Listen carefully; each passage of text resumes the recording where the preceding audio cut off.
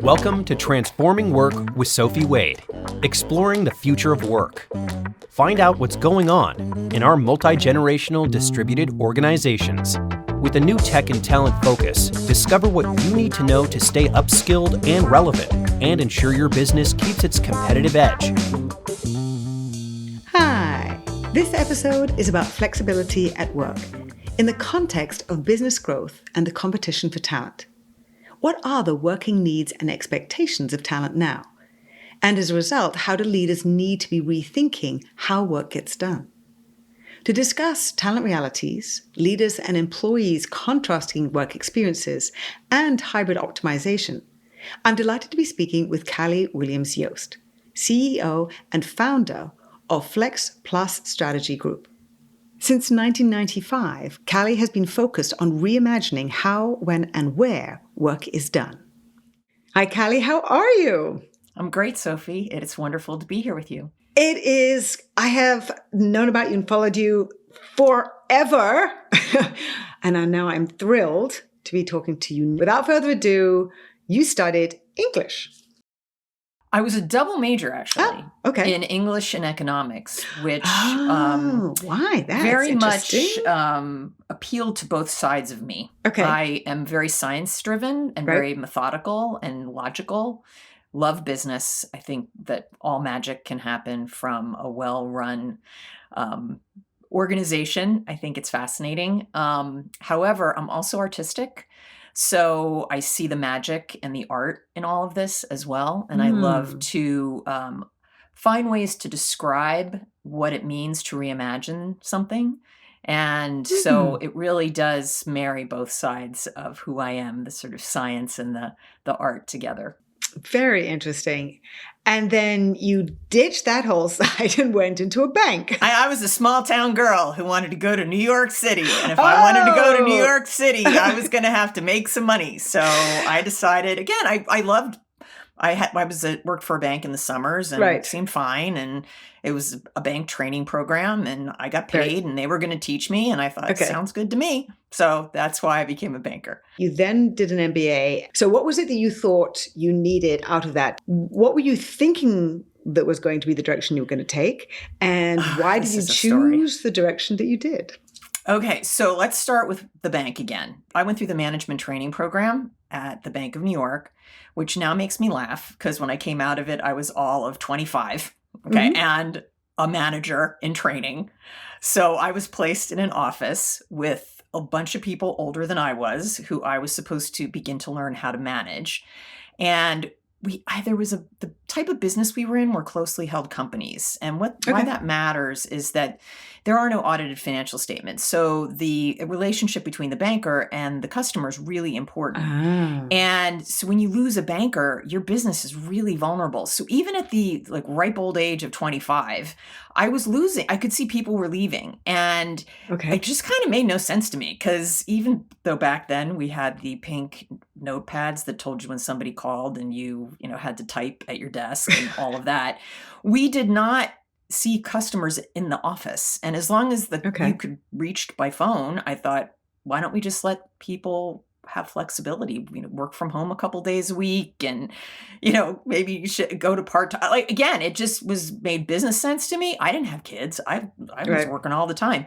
So I went to my management and I shared this idea I had. Oh my God, they looked at me. And remember, this is 1992 or 1, right? Just crazy. And they're why did we hire her? Yeah, okay, no, that's not going to happen. Kind of serendipitously around this time, Ellen Galinsky and Dana Friedman founded Families and Work Institute. They had the 4th section of the Wall Street Journal, Work and Family, that started. So I'd read that and I'd start to say, wait, I am not the only person that is thinking about all of this. And then one day, a banker left and I went to go say hi to her client, who was Marshall Schwartz, who was the CEO of US Trust. And I walked into his big CEO office and I introduced myself and he proceeded to tell me this was a big mistake, that Lynn was his banker. I'm sure I was fine, but he did not have a relationship with me. Okay. And he said, you know what I do? And I said, no, I do not. And he said, and he leaned over, he goes, I give my people flexibility. okay, Sophie, you don't even know. Like the angels. Like it was one of those moments where it was like, what? The angels started to sing and I had like an out-of-body moment. And I was like, you do what? And he said, I give them flexibility. And he goes, I bet you think I'm a great guy. I said, oh, I do, Mr. Schwartz. I think you're a great guy. He goes, I'm not. I'm a stone cold businessman because guess what? And he leans over again. He goes, they stay with me forever. Is what he said. Oh my gosh, what an incredible, I just got goosebumps. What an incredible So moment. I proceed to walk out of that office, back to my office, pick up my phone with the phone line, okay, Right. Call my husband and say, okay, I am going to be a flexibility strategist. I know this is a thing. And my husband, God bless him, we just celebrated our 35th wedding anniversary today. Oh, congratulations. God bless that man. He said, do it. It's fine. And so I went to business school because I knew that I had to have the credential that would make me credible with senior leaders. Even though I'd been a banker, I know how to rock a balance sheet and income statement like the rest. I still do, okay? Because I just sat at a desk for 2 years doing analyst work. But I needed to be able to say, I get it. I get how business works. And I didn't know anybody in the field. All I had was that fourth section of the Wall Street Journal with Ellen and Dana's little, like, the speckle picture that they have. And that's all I had. And things worked out that I ended up in their orbit and working for them. So before I started recording, I showed this to Cali. I went in 2014 to my first Families and Work Institute meeting, 2014, I think, yes. And this came out and I found 2 copies of it and I was just moving across the pond. I actually helped put that all together. I'm sure you did. I'm sure you did. When I found that, I was like, yes, I have to get Cali on. Yeah.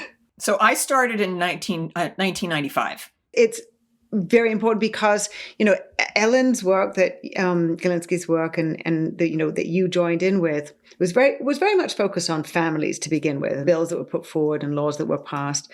I'm interested in the work that you were doing then because I do think it makes a difference to understand that this has been going on for a long time. Just take us through sort of some of those, the key points that were being highlighted then that were actually getting traction, data notwithstanding, of course, being so important in that whole push. What happened? Like, I'm always like, so what happened? Okay. Because there was this kind of period of, okay, maybe we do have to do this differently. And maybe we have to rethink things. I think what happened is it became a benefit. Okay. I think it got shunted off into the HR benefit space. Just for families, just for mothers. And so what was exciting for me at Families and Work Institute is that we were always looking for the organizations. They're like, I'm sorry, this policy thing does not work. Okay. Which it doesn't. Okay. Yeah. So one of the biggest clients, and the reason I got hired at Families and Work Institute, even though I had absolutely no research-based experience and my only qualification was a super enthusiasm for flexibility and a knowledge of banks, is that the Families and Work Institute had been hired by Chase to look at how to actually make this work. They had a very visionary CHRO at the time who said, we have these policies, but you know what? Nobody's using them and it doesn't work. So how are we going to really look at making this part of the way we operate? Okay. So I was on that project for probably a solid 18 months to 2 years, most of my time there. And it was there that I discovered the magic of work-life fit. And that's where my 2 books came in, because part of the execution as the way of operating is you put in place these strategies, but then individuals need to reach out and grab them and use them and put them into action. And people had not a clue.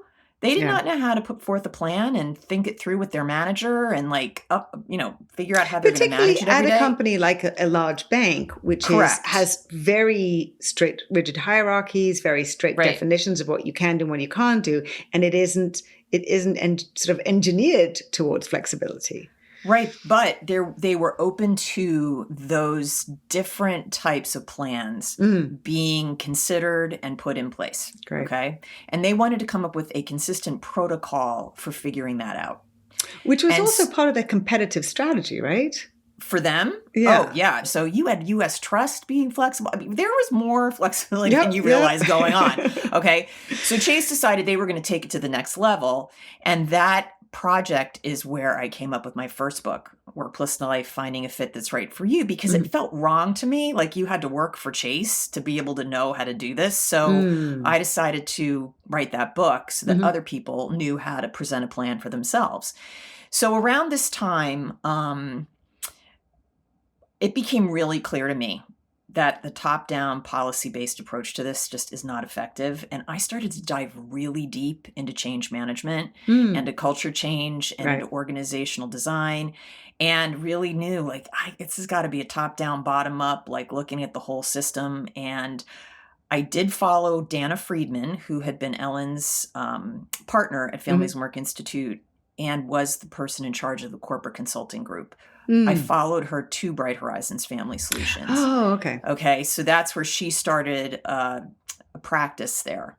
And, again, we kind of got stuck in the same rut in that, because Bright Horizons Family Solutions was childcare, right, primarily, they thought there would be this great synergy with the, people within an organization running the childcare space to executing the flexible work strategies. Well, turns out, again, it was like, let's just get a policy and then we're good. And I can't do this anymore. Like, I just was like, it just doesn't work.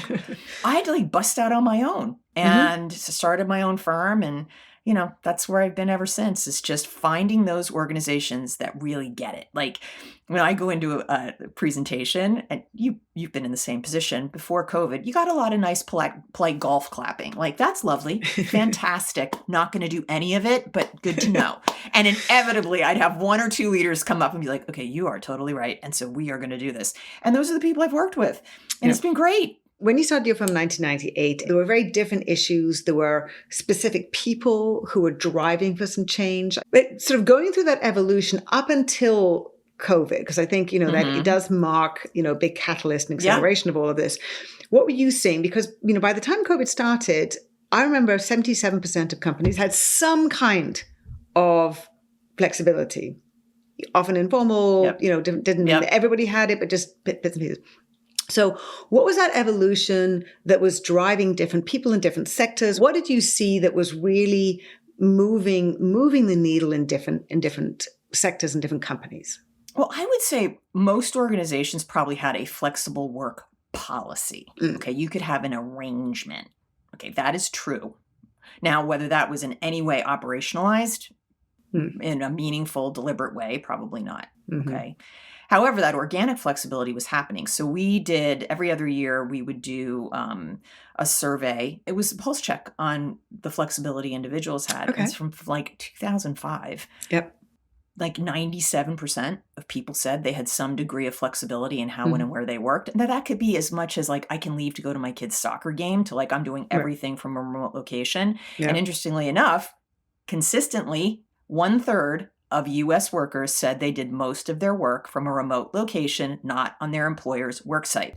It does not matter if it is your home. It does not matter if it is a client site. It does not matter. It matters you're not there. Okay. So as much as I feel like it's interesting to know if you're home, okay, it really, that's not the point. Right. The point is you're not sitting next to somebody that you're working with. Okay. So that was already happening before COVID. And the majority of those remote primary workers were men. Okay. So inconsistently, that was the case. So that was what was happening with flexibility. There were policies, but they weren't operationalized. Flexibility was happening organically. It was happening inconsistently, and it was not optimized. And so COVID hit, and that's the world it hit. So for example, you have like my clients, who I talked to obviously at that moment, who had intentionally and deliberately executed their flexible work plan and had all the systems aligned and everybody knew. Literally, it was a flip of a switch. Exactly. And they knew how to work. They knew they had designed work for that. I think where we get stuck, is we really have to just challenge our fundamental contexts, our constructs first about what we think work is, right?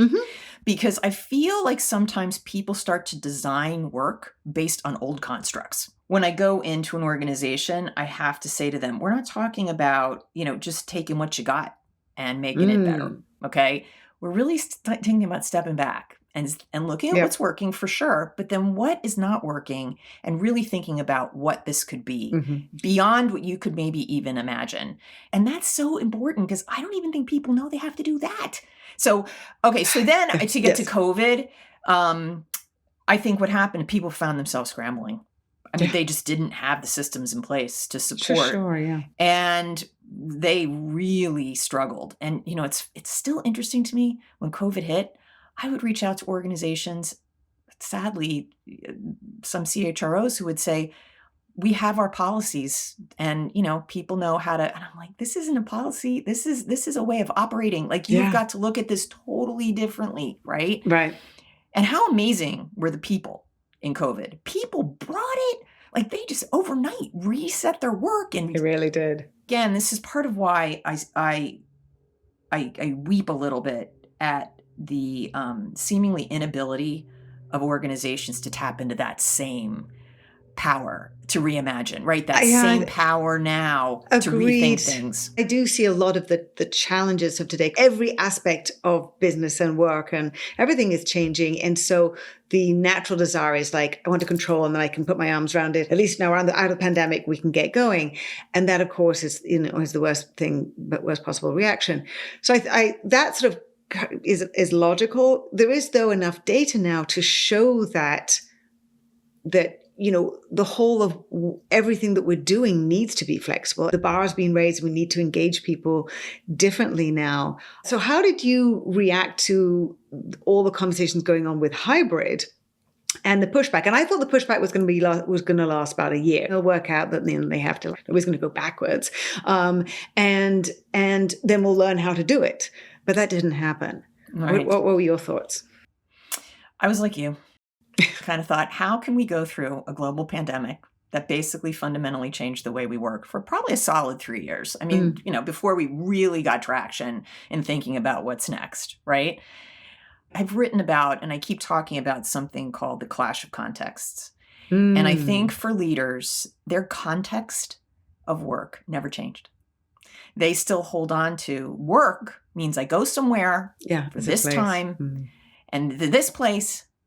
And that's where I do work. Now, the problem is on the other side, you have a whole workforce, many of whom, if you're young, you've never worked in another way. So your context for work is that you don't go to a place and you don't understand what that means. Yeah. And that's not great either, because everything that informed that context was done in a crisis. So it was not necessarily optimized. Right. Now, the struggle is how. The struggle is who. And then how is going to bring those two factions together to do that reimagining. And use that almost contrarian word, faction, because that's what it's ended up being like. They have these two, not even necessarily meaning to be entrenched. No, but they have such different views of the same experience based on their lens and what they experienced before. It's very hard to explain to a boomer what the experience is like for a Gen Z or Gen Z, and how, the careers aren't linear and they're non-linear and they're fragmented and all the rest of it. And, for a young person to explain to them, this very, very rigid, way that was working. How do you try and breach that gap and help these two groups connect? So it's funny, I'm back where I was, Sophie, which I can't even believe, right? I'm back to, hey, if you're into it, I'm into it. And let's do it. Okay. Otherwise, I'm not convincing you anymore. Yes. Okay. I can't. It's too hard. It's too hard. I don't know how much more you want. By the way, we're getting ready to hit a historic labor cliff, demographic cliff, which there aren't going to be people. And you know what? The workers who are left, they are going to dictate how they're going to work. So you should be working right now on being employer of choice and not being employer of RTO, extreme RTO mandates, and not training anybody. And anyway, however, I'm kind of back where I was, which is now I'm really finding the leaders who just get it, right? And are ready to lead the change. Okay, so let's talk about what that means. That means they're willing to challenge their context. And they are willing to bring the young people along to challenge their context. And they will create the space, hold the space for the change process to happen. Mm-hmm. And that change process really, our change process has 3 phases, right? Assess. You have to step back. You have to assess where you are because you got here in a non-intentional way. So you need to figure out all the things that worked and get a clear picture of what isn't. And then that gap between what is and where you want to go, how are you going to get there? And come up with a plan that then your leadership aligns behind. You've got to do a lot of leadership alignment work because it only takes one leader who's like, so sorry, not into it. Right. That's where my law firm story is. A huge law firm. And that's a funky leadership structure, right? So you have the managing partners, we got to do this differently. Let's do this right. And then all of a sudden you got one of the big rainmakers come up and say, I don't want to do any of this. And wasn't interested in learning about it, and there it goes, it's over. You're not going to do any of that hard work because that leader is going to undermine the ability of people to experiment and fail and figure it out. It was law firms who actually reached out to me the most because they were losing so many millennials at the time. Yeah, oh, totally. And having I had a law firm reach out to me once. You'll appreciate this. This is fun talking to you because you'll appreciate it. This managing partner calls and is like, okay, they're just not coming to work. And I was like, what do you mean? They're like, they're just not showing up. If they have a brief to write, they're just calling in and being like, I'm going to do this from home. I'm like, what does that mean? I'm like, it means they know they can work differently. And it means you probably should define a work model where all of that is clear and the expectation. And they're like, oh, wow. And that's before COVID, right? But again, all of this takes time, right? All of this takes time. All of this takes resources. And that's what you have to be willing to dedicate. And you have to see that, oh boy, you know what? We spend time on this now. We don't have to talk about RTO anymore. And I've got to tell you, that's my big pitch. Now it's how can you imagine a world where you are not talking about RTO anymore? This is the thing. It's there is so much on people's plates to waste a single moment talking about RTO and not spending that time learning how to be effective in asynchronous work. And reducing live meetings so that you can then go off and, have optimized where you perform best because most people have no idea, one, what their skills are, and two, where and how they perform best. So there's a lot that we need to learn, which I do think that COVID was helpful for because it actually showed people that I'm really, really good at this type of work by myself at home. And when I actually have to come in or I get distracted by people, my productivity goes down massively. So there were a lot of interesting learnings from that.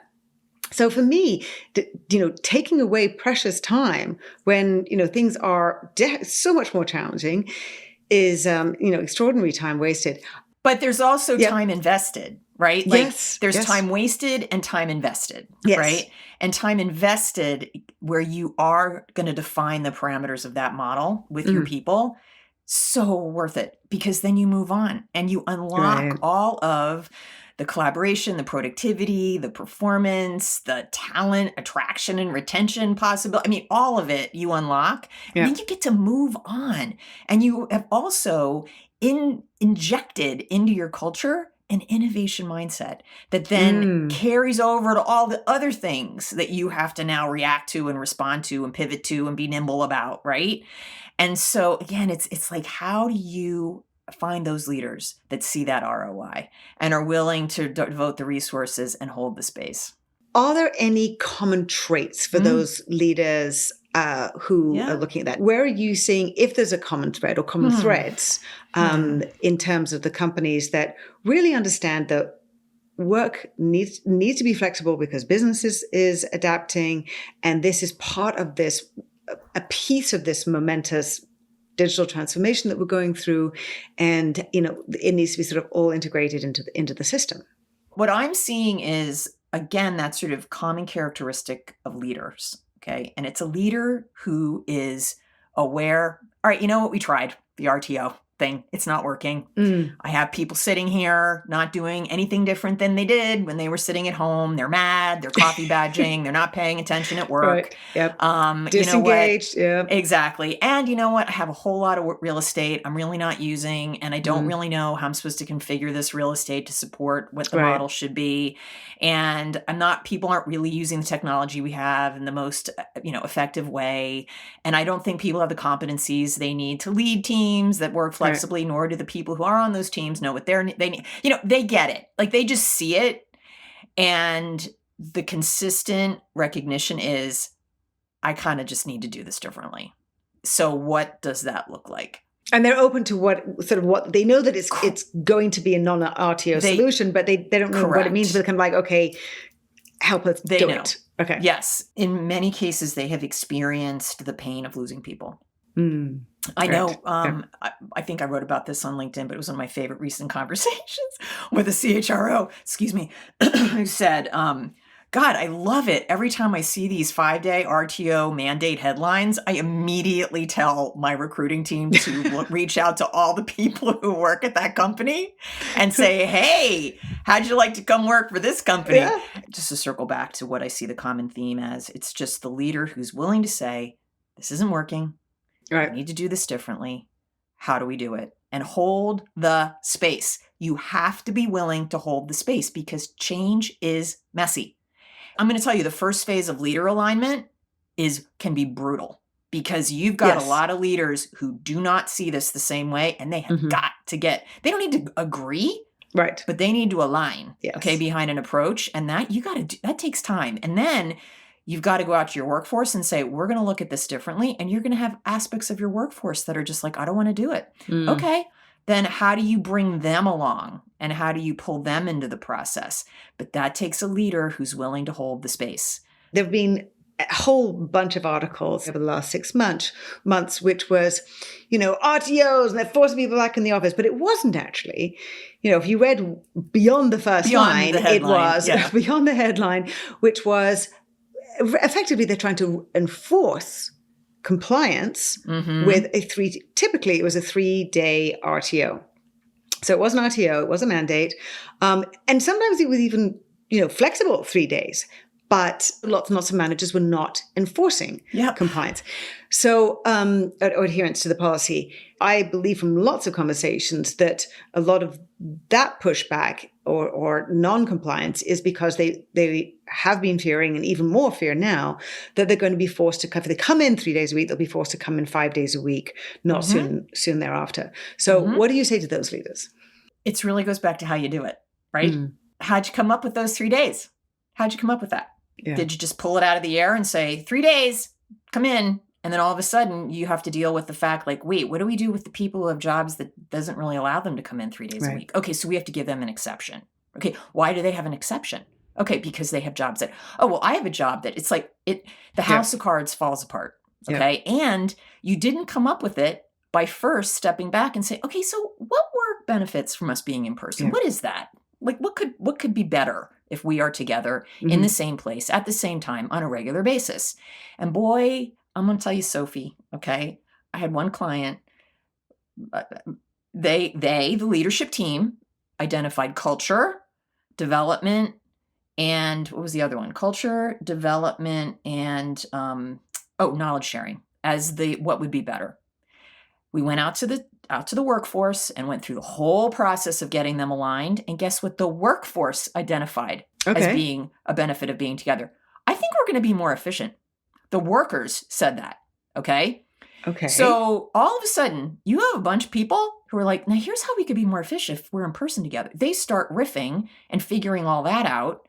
And so that basis was the basis upon which they built their model, which was 2 days where they agreed they would prioritize being in person for these reasons. And those reasons would be prioritized and planned within the context of the work the different teams did.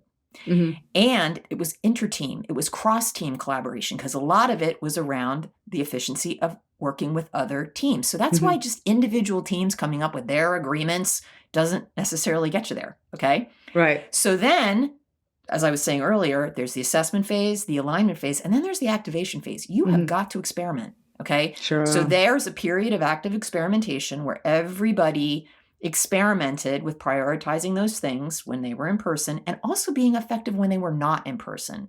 So all that doesn't not happen when you are not together in the same place. And I have to tell you, when you do that, most people are going to be fine with it. You don't have to track them because they know why they are there. Yeah. They see the benefit. Now, around the edges, might some people, this is why I call it parameters and not policy, because parameters, you can work within that, right? Mhm. So there are going to be some times where people are maybe coming in a little bit later, or maybe they do have to do something for their job that's not on site. But people understand up front, excuse me, that is what's happening. Sure. And so you don't have to track them. I mean, Yeah. that's where being an adult. And I love when people say trust. It's trust. It is trust that Yes. people will meet you in a process to define that, and then trust that once that's defined, they will work within it. Yeah, I was talking to a CEO of a large company, and he was thinking about a quite a serious RTO mandate, and I said, which was more about compliance, and I said, you have to start with trust, because whatever you say, it's still not going to happen if you only have people coming in 1 or 2 days a week. If there isn't trust, they aren't sure that you aren't going to change your mind later. It's not going to happen. And the trust even increases when you let them into the process. Oh, The trust and the engagement and the commitment and the innovation that's unlocked. I kind of get dramatic. I'm like, I weep. I mean, I do. I a little bit weep in that it's like you're missing the boat. Like you're just missing out on something that is so amazing that, again, I feel bad for these organizations that just feel like, policy, move on. It's like, man, you're missing it. With isolated examples of a group that had come back in person and appeared to have better results than another group within the same organization. And talking to one HR woman, and she was saying, like, this is challenging because, and I gave my explanation to her, very clear, and data driven. I'd love to hear what you would say to that same woman or to the CEO of that company in terms of how that data is not demonstrative of the fact that a 5-day RTO is the way to go. All right. So I'm going to make a couple assumptions in this story. I'm assuming that the group that came back full time was back 5 days in the office. Okay. And I'm going to assume there was no attempt to implement an effective flexible work model before they just came back. And so whoever the other group was is sort of just kind of doing their thing. And yeah. Okay. I think we can assume that that's the case in most I'm just companies. making these assumptions. Yes. I could be wrong. Okay. Yes. But that's my that's assumption. yeah. Okay. Mm-hmm. So again, it goes back to how are you implementing it? Right. So Sure. If there's no intentionality behind how you're coordinating the work, what you're doing, when you're doing it, where you're doing it best, when you're doing it best, you know what? Maybe there is some productivity loss that could be regained if there was some thoughtfulness behind the way they were working. So, again, you're kind of comparing apples and oranges. Right. So yeah, the group that's in full time in the office, just by default, they might be able to get some stuff out that might not be produced in the same way by the team working flexibly. But you really have to ask yourself, how sustainable is that 5-day RTO in your particular industry? Because I'm going to say, my experience is it starts to slip pretty fast because all of a sudden you lose somebody who you really think is good. Yeah. And then you try to hire somebody and the person you want to hire is like, I am not coming in 5 days a week. So you're like, okay, you can come in 3. Yeah. And then everybody else is like, why do I come in 5? And the whole house of cards falls apart, right? So I think at the end of the day, it's how do you step back and define your model and optimize it? You just can't get away from it. You just really can't. Yep. And, they'll go along for a while. And then I think you're going to start to see it all slip. And then at some point, they're going to be facing the fact, like, maybe we need to be thoughtful about this and really make it successful. What have you found to be the most challenging thing for leaders to get their head around? Even ones that understand, I'm on it. We're moving in that direction. We're making this change. How do you help an organization and leaders who are driving that to make that change and to get over those particular hurdles and barriers that you find? I think the biggest hurdle is challenging their own context for what work is and where, when, and how it has to happen. They just have a very strong belief. This is how I did it. This is how it works. This is how we need to do it. And just getting them to see that, aspects of that are totally right and should be brought to this process of rethinking your model and should be front and center. For example, I do think if it is possible, in-person mentorship watching somebody who's experienced do what they do and being in the same room with them and being able to, learn from them and get feedback from them can be very, very valuable. Now, there are interesting, I've seen ways people have done it where they just, at the beginning of the day, a team, a senior person and a younger, group of younger employees open up a Zoom room and everybody just does their work. And so again, all these things can be challenged, right? Yep. But it's getting them to be open to rethinking the way work can be done. I had a large professional services firm that I worked with for 3 years since COVID. And my favorite story is they rolled down through the whole organization, this change process, and it got to the partner level. And this partner was supposed to engage the managers in coming up with the model for how they were going to work with their summer interns. And the managers are too busy. So he's like, you know what I did? I gave it to the people who've been here 2 years. And I said, you guys figure it out. He's like, it was amazing. They went into a conference room. They set up whiteboards. They had a whole thing. They were in there for like a day just coming up with the plan. And they came out with a really well-structured plan for who's going to work where, when, with the interns. And this group had the highest intern retention rate. Oh, of all fantastic. groups in the organization. But he was willing to challenge what he believed how the interns needed to work. And also support their plan. Yes. Right? Yes. He gets like, I didn't know if it was going to work. It's like, okay, sound good to me. And it did. Right? But that's what I mean by holding the space. Yeah. And making those young people who were super excited, right, but could have been wrong, make them feel like, okay, let's give it a shot and see how it goes.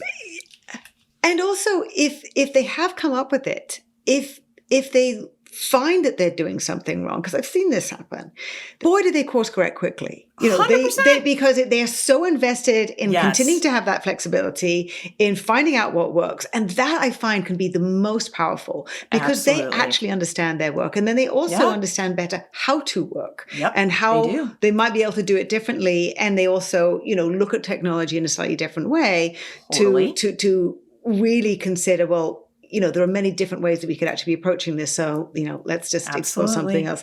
So I love that.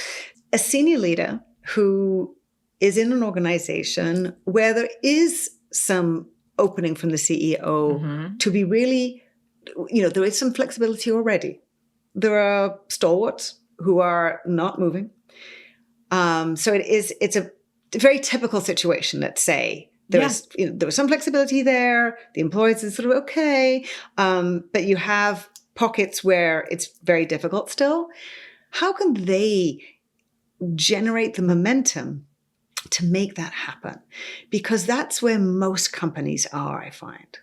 They need to look at the business case broadly. Okay. You have to start with your talent reality. And this, Sophie, I can't really bang the drum on this louder than I have been. We really are getting ready to enter a very different talent reality over the next 7 years. Georgetown just came out with another study. I mean, by the year 2032, which is tomorrow, basically, right, we are going to be short 5 million people plus 5 million in the workplace. In the U.S.? In the U.S., yeah. And you know what? I think it's global, as you've said. Yeah. And then 2032, we're in trouble. If you do not adapt your organization, you're not going to have people to grow your business. Like growth is going to halt because you need people to grow your business. Then people say, oh, AI will take over. Okay.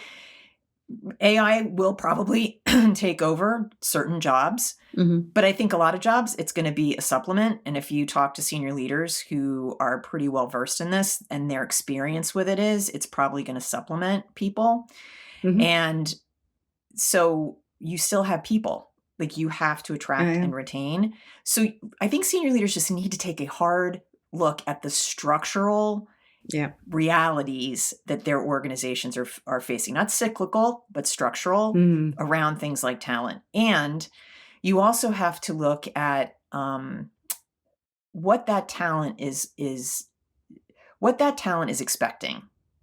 And, again, across the board, they're all expecting some kind of flexibility. And then it becomes tasking the business, not HR, the business to begin to think about, okay, based upon what we do, how and where does that work happen best?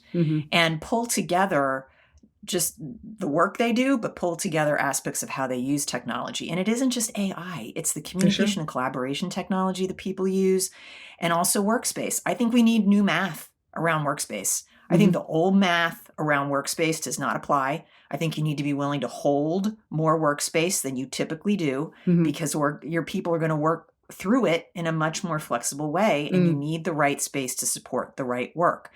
It really is senior leaders challenging themselves to say, what is the deal?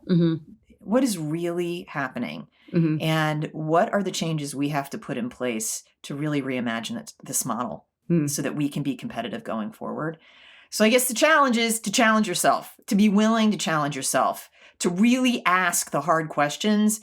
And when you get that data, let the data tell you, oh man, this is a new day and we got to do this differently. I don't know what it is. Stop looking to other organizations to tell you what your model's going to be. Doesn't matter. Yours is going to be yours. And that's the other thing that's really kind of exciting / scary. And challenging. That you can't look right and left and say, oh, I get it. Like, no, it's going to be yours. Absolutely. Cali, fantastic. I knew it was going to be such joy. Thank you. It has been a pleasure having this conversation with you. As I always say, it is such a treat for me to be talking to somebody who's been doing this, longer than COVID. We've been at this for a while. We've been at this for a while, and it's sort of interesting that AI, I find, is actually helping force it because it is coming in specific places, and therefore you actually have to start designing work. And when you start designing work in order to fit AI in, you actually do have a better sense. Oh yeah, hang the rest of it on that for sure. Honestly, I think the challenge is I don't think CTOs are very good at change management, is my experience. Like HR, IT has been a cost center. And, this has been the challenging situation over the last 5 years and, 10 plus years, is that both of those, areas and real estate workplace all now have a very strategic role. There are business functions, and they need to be sort of valued as such and be able to step up to the plate and take on those conversations, because everybody working in a much more systems thinking type of a way is what's going to really help the organizations transform, because it's all interrelated and interdependent. So I saw the job posting for Netflix new AI implementations are $750,000, I think, a year salary, fully remote. Okay. So, you're the person that's supposed to go through all of Netflix and get everybody to adopt AI, and you're fully remote, and there was nothing in that job description that said you are familiar with and understand how to lead a change effort in an organization. So right there, I said, okay, again, that's great. But there really does need to be a recognition that this is a change process. You've got to bring people along. Completely agree. I think there are basic skills that are needed in a role like that. And a lot of it is relationship type skills and soft skills, which they might not, which they will interview for. I mean, Netflix has a very, very strong culture. Oh, they do. So they do. I think that they will look for cultural fit, alignment, the right word. But it'll be interesting to see who takes that role. This is just my opinion. I think that has to be more front and center in those types of postings and roles, and because I think at some point there has to be a recognition that ultimately the business has to own all of this. That sometimes when I go into organizations and the CTO owns the transformation, or HR owns the transformation, it's a little bit of an excuse for the business to be like, well, it's not my job. In my newsletter, I've really pitched for, which I did in my first book in 2017 and my second book in 2022, was that HR, IT, and real estate, FM, all need to be integrated or work together. So, collaborate so closely. 100%. And so then this woman, Corinne Murray, and I, so we said, we came up with a chief shift officer. It depends what the relationships are like in the organization. So it could actually be based on HR, it could be based on IT, wherever it comes from. And so it could be shift office, could chief X officer, could be the COO. In fact, I wrote one called I think it's the COO. I think it's a new role for the COO. Which it's a new role for the COO, and they actually, because they have a purview which is already across, and they also understand operations, and they have all those relationships, they're in a really good position. Only 40% of companies have a COO. I know. So, but anyway, but at least the COO exists as a role that does all of that. And so if a company then starts to appoint a COO, it's kind of like it's in the frame of understanding. So I think if that chief, AI transformation officer, whatever it might be, actually does connect with that role or whatever, I think it's, it goes to the whole messiness, and two, it's going to happen very differently for each organization. So it's all, again, this just makes it so much fun. Like, it never's boring. I mean, like, honestly, people are like, you've been doing this since 1995. I'm like, it is so fun. Like, there is never a dull moment. I do not sit back on a day ever and say, well, we've got that all figured out. No. So, and the people side of business, I find, because, my background is all business strategy. So when you put the people side of it on, it sort of adds to the complication, because, business strategy is only so good, and having done, venture capital, it's only as good as the management who are going to lead it and manage it and, make it happen and bring people along. So, Cali, thank you, Sophie, so much. We could probably go on and on for hours and hours and hours. We could have one of those Joe Rogan podcasts where it's just 3 hours of them talking about this. That would be very easy, very easy. I know. And the joy. So it's such a pleasure. It is such a pleasure. Thank you for all that you're doing to help companies move forward and actually just allow people to enjoy their lives, enjoy their work, and do better work as well. It's all going in the right direction. It is, and we are not going back. No, so we will go forward. Whether we go there willingly or not is really where we are right now. So, it was very nice speaking with you today, Sophie. Thank you so much. Thank you, Cali. Thanks again so much to Cali Williams Yost, CEO and founder of Flex+Strategy Group.